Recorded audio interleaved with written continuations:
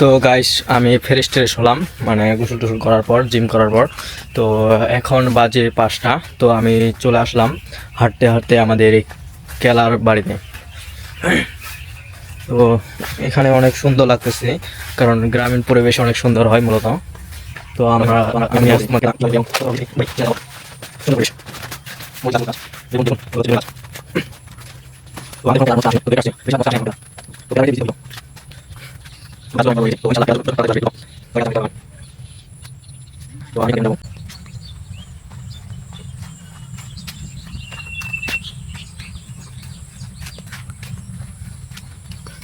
তো বন্ধুরা, আমি চলে আসলাম সেই পুকুরে, যেই পুকুরে আমি এবং নাইম দুইজনে অনেক সময় কাটাইছি।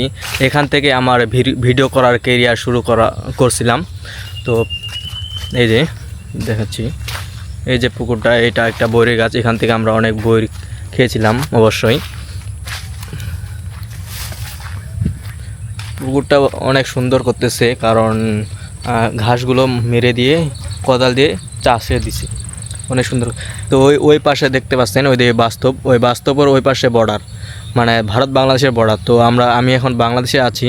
তো এখন তো বাংলাদেশের পরিস্থিতি অনেক খারাপ, তো এই জন্য ভারতে যাওয়া যাচ্ছে না। তো আমরা একসময় অনেক ভারতে গেছিলাম, ভারতে অনেক ভিডিও তৈরি করছিলাম। তো এখন যাওয়া যাচ্ছে না, বাংলাদেশ এবং ভারতের পরিস্থিতি অনেক খারাপ।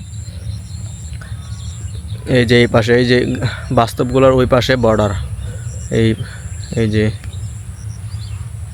ওই পাশে বর্ডার।